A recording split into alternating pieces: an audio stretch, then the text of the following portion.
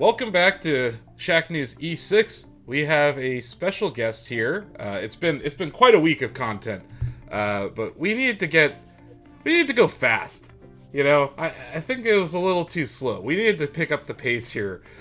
We have special guest Giuseppe Enrico Franchi from Redout 2 here to talk to us about the futuristic racer. So welcome to Shacknews E6, sir. Thank you very much. It's nice to be here. So this is the second entry in this series, from Redout to Redout 2. What have you learned in the time between these games that you've brought to this new one? Quite a lot indeed. That's a very open question. Let's say we focus on some aspects learned from experience. We definitely appreciated the positives about Redout, and we wanted to build on that. Like, we were very happy about the reception of it. We're very happy about the sense of speed we managed to achieve, and how the player base and also the press actually understood what we were trying to do, to make an exciting and stylish and fast-paced arcade futuristic racer with no frills but deep controls. And we wanted more of the same, basically, when it comes to the foundations of it.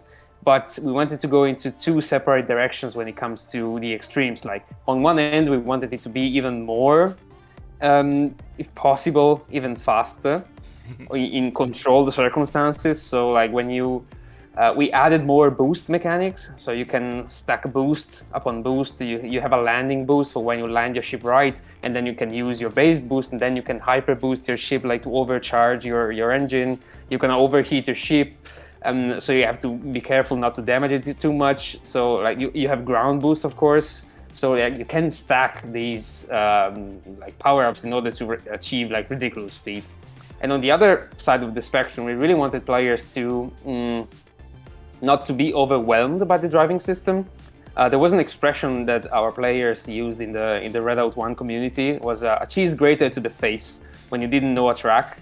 And so you would constantly grind your face against the outer walls because you didn't know where to turn. So we really paid attention to that and gave the players the tools to actually anticipate the tracks. So we got guidance, we got turn signals, indicators in the UI, and we set up a proper driving school that actually teaches you how to use the unique Redout controls that because you need both sticks, or you need two sets of arrows if you play with a keyboard. So one is to control your yaw, and the other is to steer, and the other is to straight your ship. So you have these combination of control on multiple axes that is paramount to drive on these tracks. So we put great care into teaching you this before asking you to be competitive, something that we did in Redout 1 indeed. Oh, I love hearing that, and I love boost power, so you're speaking to me. That concept of a perfect landing boost, I think, is pretty unique. Yeah, there are racers that they've factored in landing with respects to how fast you go once you land. But the idea that there's a perfect landing, I think that's going to appeal to those perfectionists that kind of master racing games. You know, you're talking about informing people about turns on things. I haven't got a chance to play your game yet, but I've watched some gameplay of it, and I noticed our senior editor Ozzy struggling on one of those turns. But part of a good racing game is that learning the map thing. So it's there's got to be a delicate balance for you between informing the player about upcoming turns versus just do it again. You're gonna want them to come back and try to beat their previous time and stuff, right? It is indeed quite a delicate balance to achieve. It has to be delicate enough for you not to, the cheese grater to the face effect. I kind of want to avoid that the first time you play, but it has to be deep enough for you to want to try again, and actually, even. It's not even just that, and then you throw advanced maps into the mix because you want advanced player that have been playing for 40 hours to have something new and something exciting. That's something we did with Redout 1 very well with DLCs. Players were very happy. We tried to have you race in zero gravity or in very low gravity conditions. We had you race on pipes and tubes on tubular sections. And they really loved that because it kind of like threw a curveball, and you thought you know Redout, and now we hit you with a different challenge. And that's something we want to keep in this installment as well, to the point that we really went deep into the environmental conditions. So you're going to race in zero gravity, you're going to race in extreme gravity, you're going to race underwater, you're going to race in thin atmosphere. So your ship is going to go fast, but it's going to slide more in turns. You're going to race in hot environments, so your ship is going to overheat faster.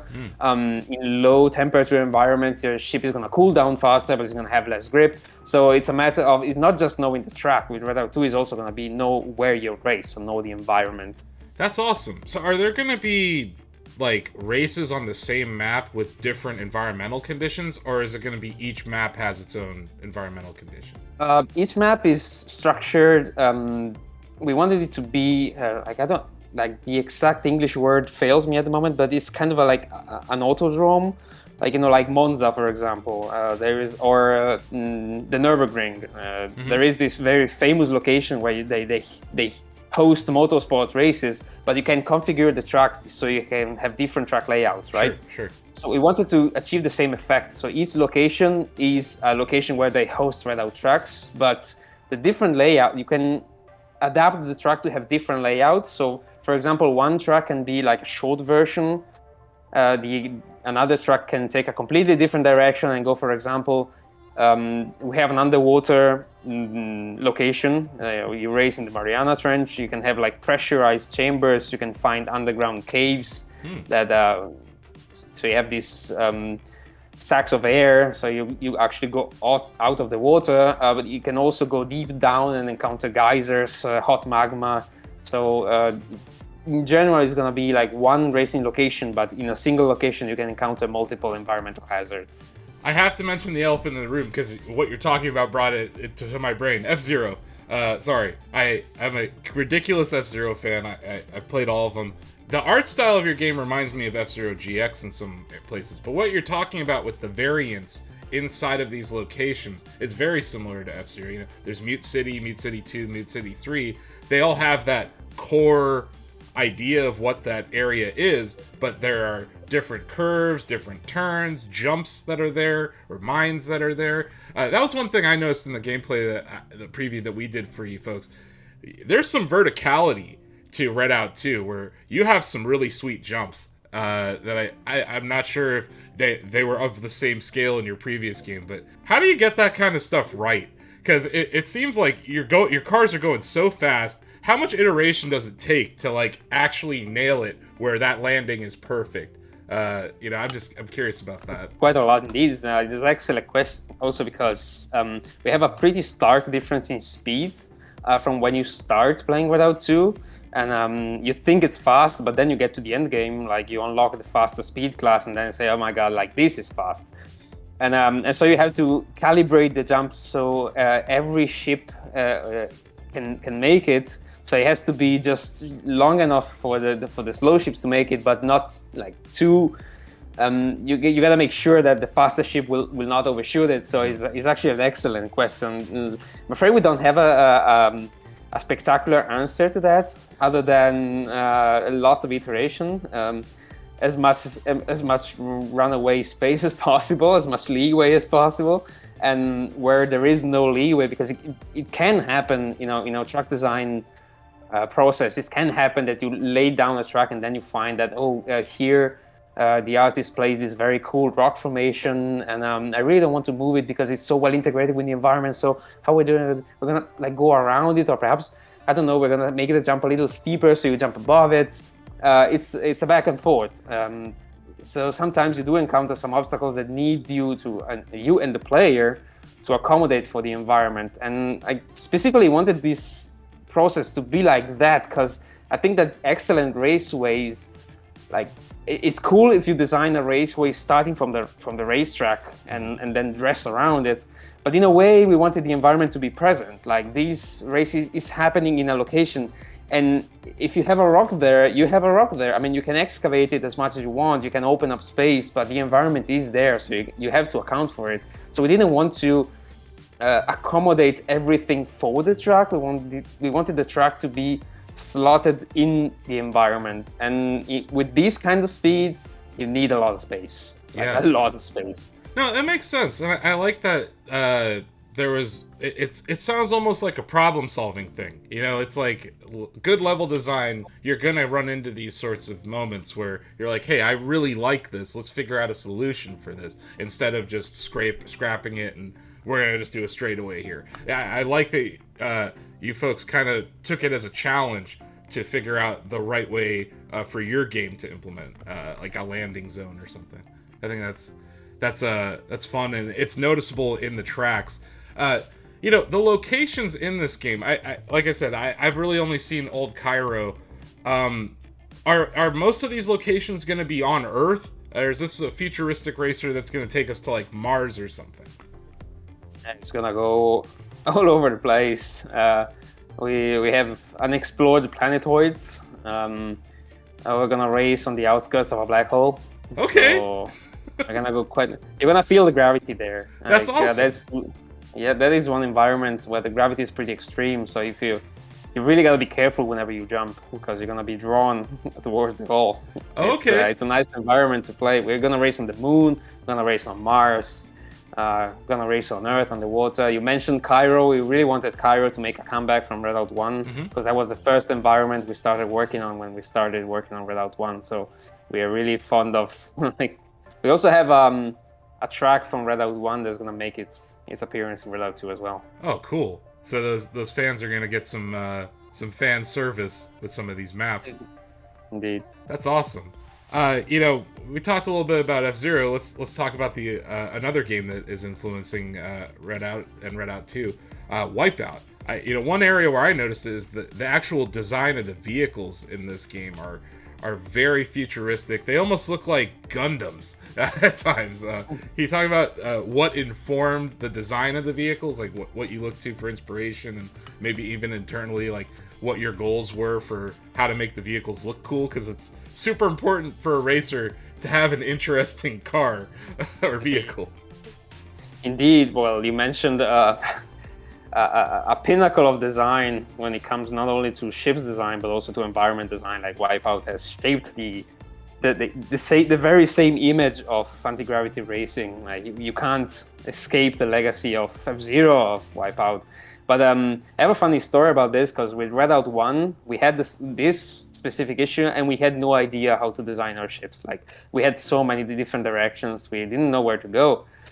So we used this neat trick, which each one of us was in charge of a racing team and could basically propose whatever we wanted. So we came up with very different layouts. There was the AG Racing muscle car, we had the pod racer, we had the futuristic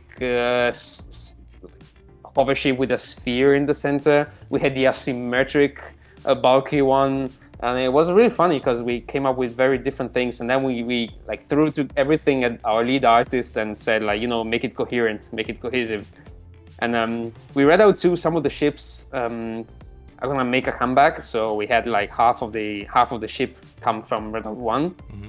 So we already had a pretty precise direction when it comes to ship design. So what we wanted to achieve was a little more detail, because we like low poly. But we also thought that we wanted to present with something more mature in a way. Like, it's not that low poly is not mature, it's like we feel that as a company we've grown, so we could tackle something a little more demanding in terms of production.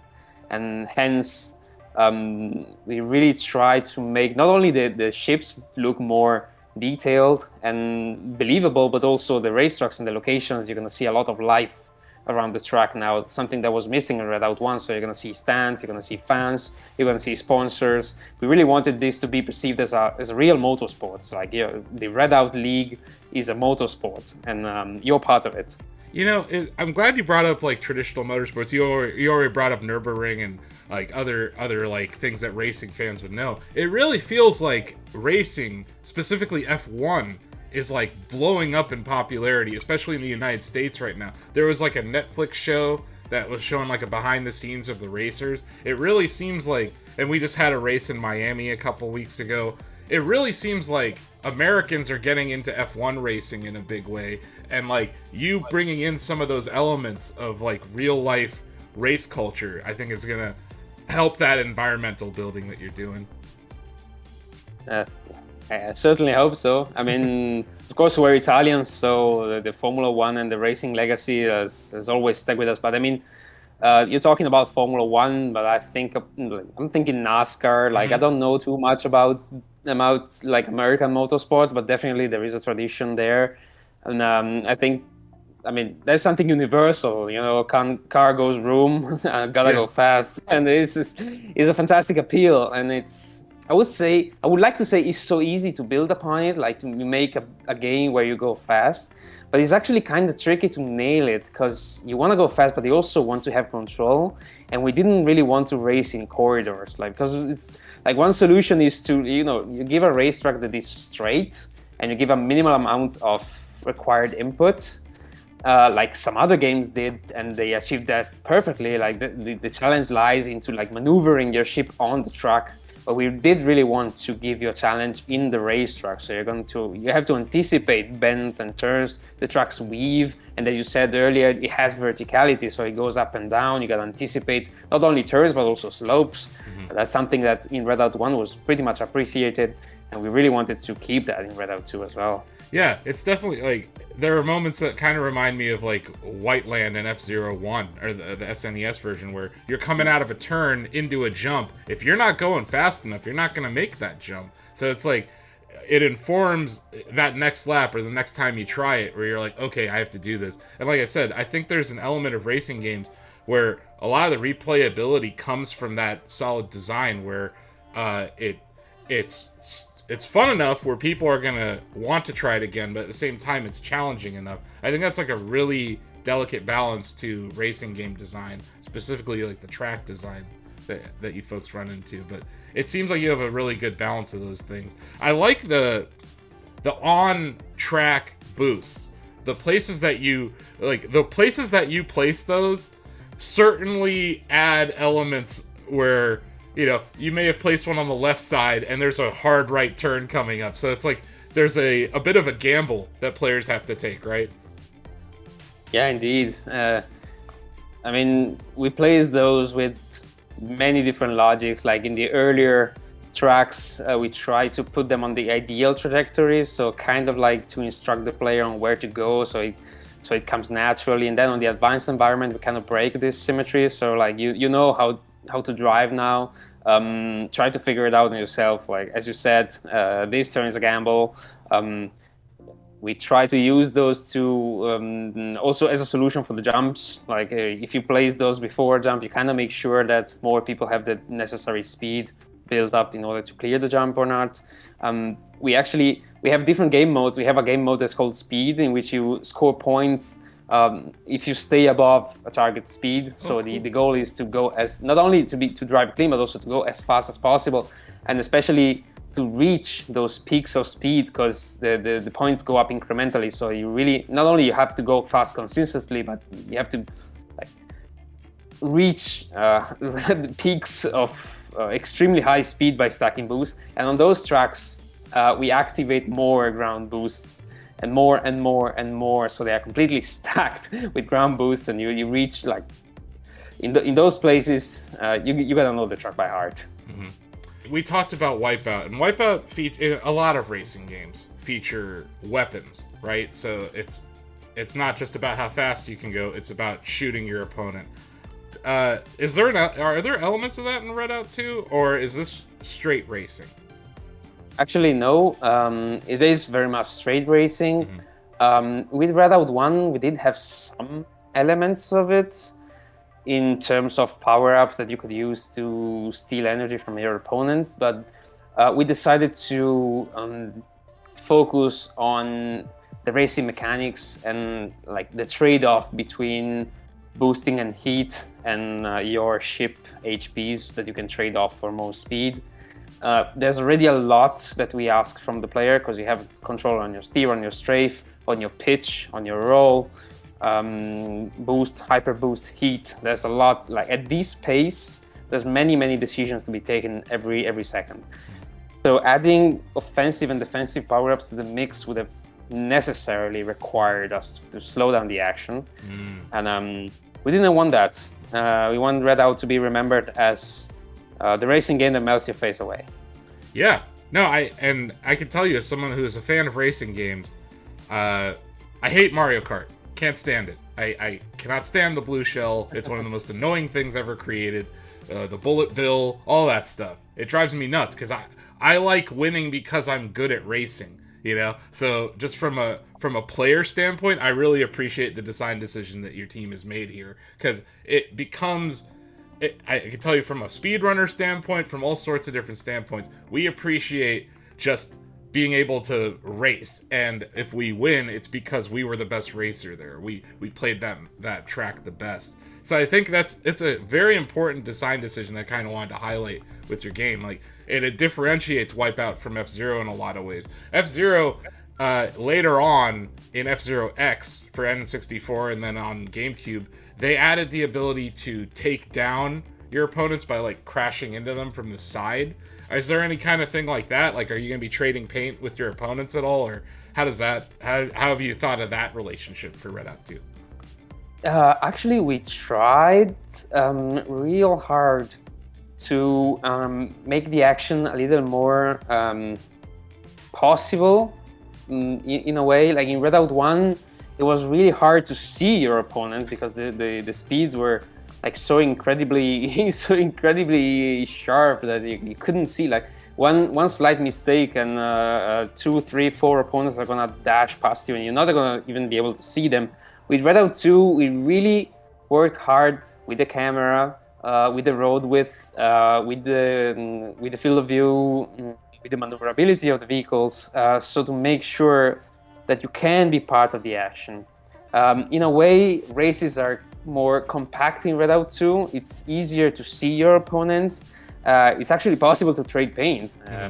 You also damage them. Like if you hit an opponent, you're gonna cause damage. There was something in Redout 1. It was so out of control that like hitting an opponent would like almost automatically spin them against the wall, and good night, race is over. Like you're never gonna catch up again.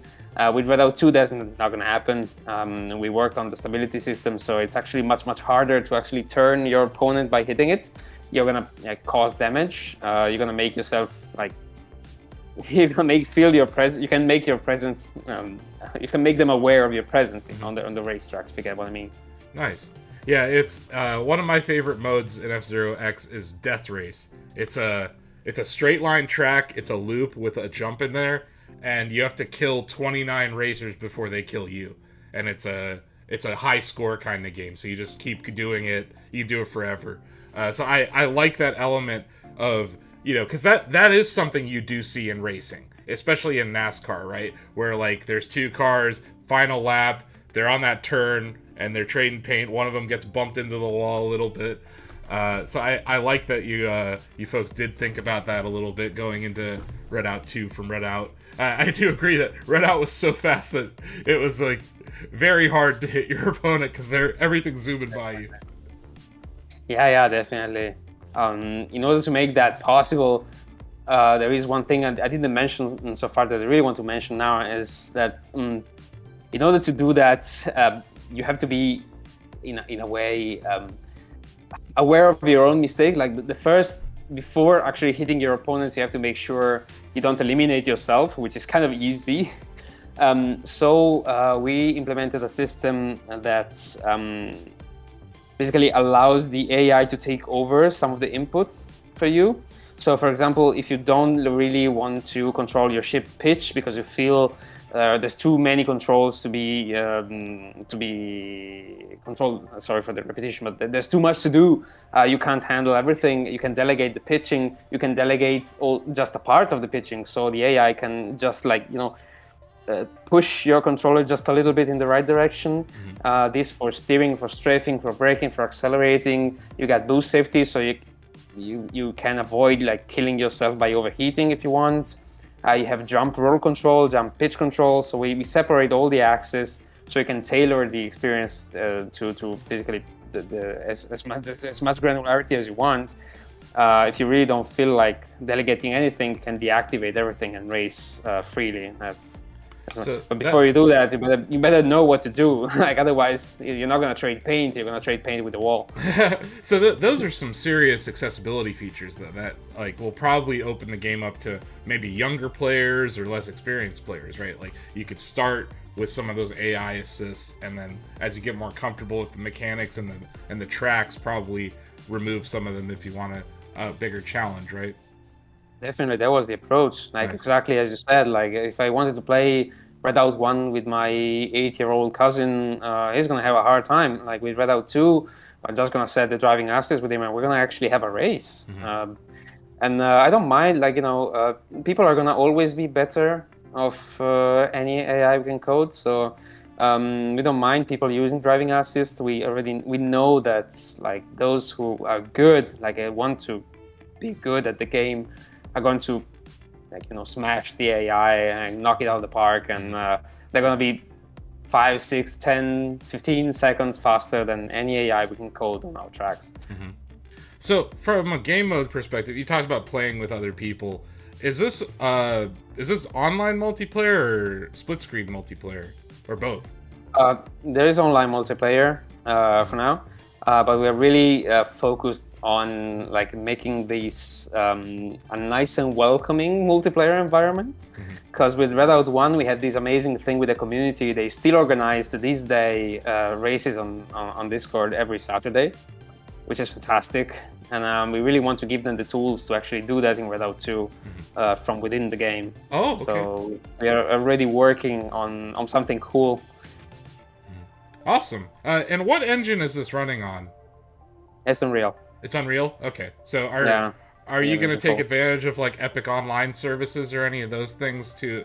Yeah, I know that EOS allows for like crossplay, for instance. Is that something that you guys are looking at all? Yeah, we're working on it. Nice.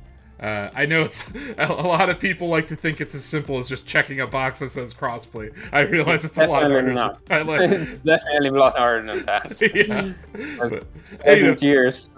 You mentioned that your team is growing, right? It's 50 people head count, but it's still, compared to some of these very large online service games, it's still not that big of a team. So for you to have online play is, I think, going to be awesome. But yeah, something like crossplay, it's kind of the white whale for a lot of online games right now, because it does open your player base up to everyone, but it does create other challenges. So I'm sure it's something you guys have to balance the cost and benefit of.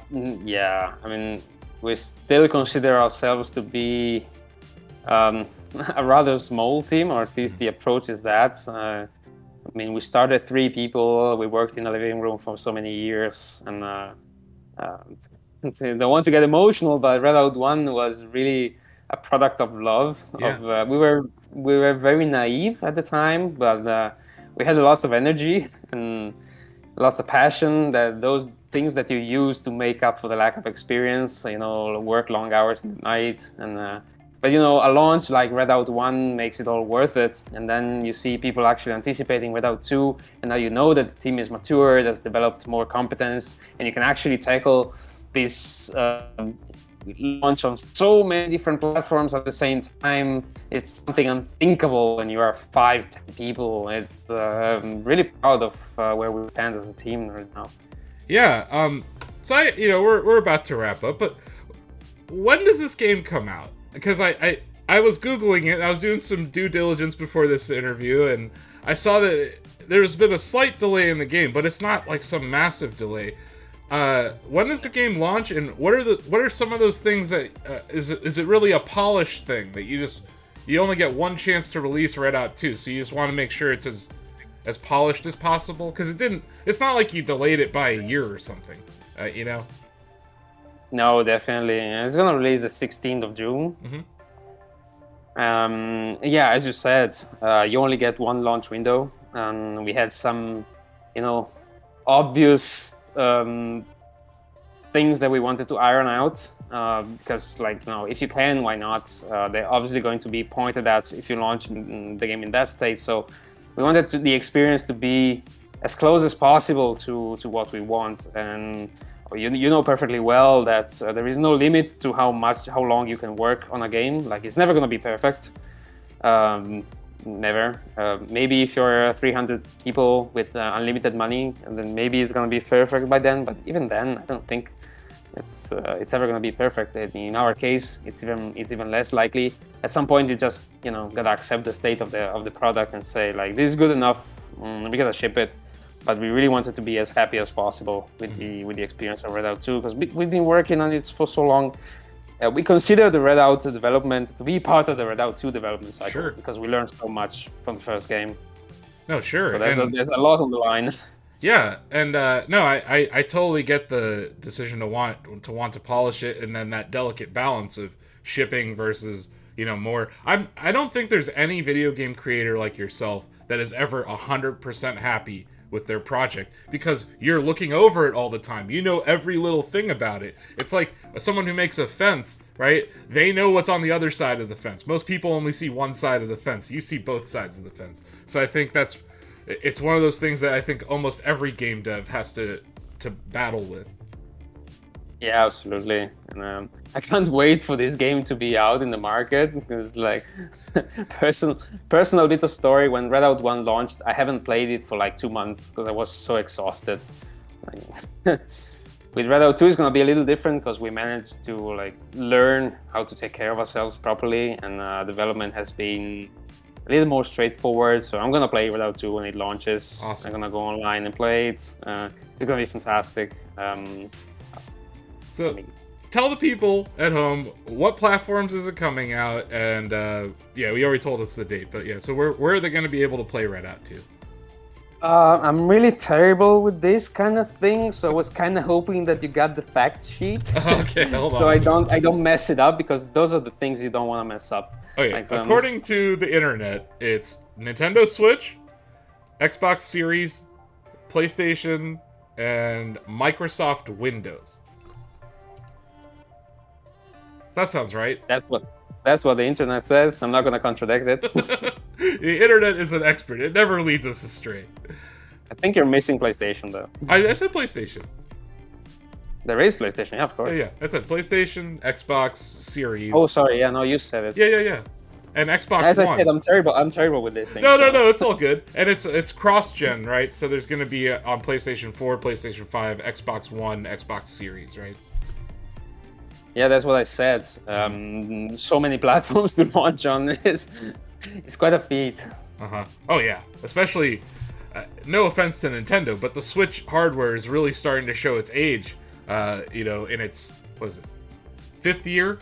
And even, like, when Nintendo shipped Switch, it wasn't even the top-of-the-line hardware then. So it's like, it's definitely starting to show its age, but really good developers with solid engines like Unreal can do amazing things on that platform. I think that, as an F-Zero fan, we're desperate for any kind of futuristic racer, so I could see a lot of people on Nintendo Switch picking up Redout too. And with 100 million Switches out there, I hope you guys have some success on that platform. Thanks, I certainly hope so. But hey, Giuseppe, thank you so much for your time. Time flies when you're having fun. We could talk about racing all day, I think. But we're going to have to get going so we can get to some more Shacknews E6 content. Really appreciate your time, and congratulations on the launch, which is happening the week of E6, June 16th. Yeah, thank you very much. It was a pleasure to be here. Awesome. And stay tuned, we got more Shacknews E6 content coming right up for you.